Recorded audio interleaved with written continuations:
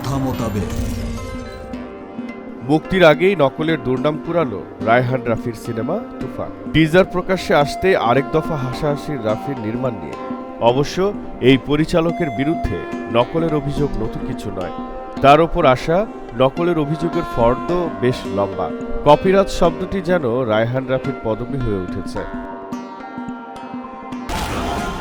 মঙ্গলবার ছবির official teaser ছবির নায়ক শাকিব খানের ফেসবুক পেজে প্রকাশ করা হয়। এর মেকিংয়ে ভারতীয় সিনেমা কেজিএফ ও এনিমেলের মিশ্রণ খুঁজে পেয়েছেন নেটিজেনরা। রাহাত নামে একজন তো তুফানকে সরাসরি কেজিএফ ও এনিমেলের কপি বলে ফেলেছেন। রাশেদ নামে একজন টিজার দেখে বলেছেন, মনে হচ্ছে সাউথ ইন্ডিয়ান মুভির টিজার দেখলাম। তুফানে নায়কের পোশাক ও অভিব্যক্তিকে কেজিএফ স্টার যশ ও অ্যানিমেল স্টার রণবীরের লুকের খিচুড়ি পাকিয়েছেন নির্মাতা রাফি। লুক, গেটআপ, সেট ও মেকআপ সবকিছুতেই কেজিএফ সিনেমার কপির আলামত রেখেছেন এই পরিচালক। যদিও রাফির দাবি এই ছবির লুক ও অ্যাকশন নাকি একদমই আলাদা। তবে কেজিএফ সিনেমার বাজেট নকল করতে পারেননি নির্মাতা।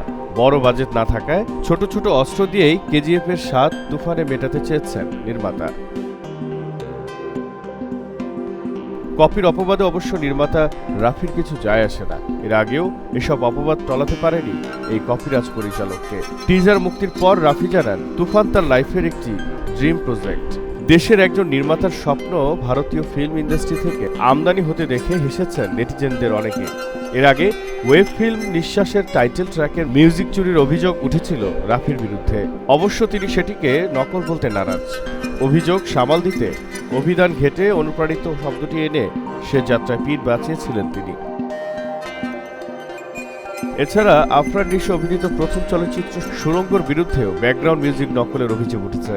এটি রাফির নির্মাণ। নেটিজেনরা নকলের তথ্য উপাত্ত হাজির করলেও রাফি মেরুদণ্ড টান রেখে জানিয়েছিলেন, তিনি যা করেছেন সহি পদ্ধতিতেই করেছেন। রাফি যে মিউজিক থেকে অনুপ্রাণিত হন তা কিন্তু নয়, অন্যের পোস্টারও তাকে অনুপ্রাণিত করে।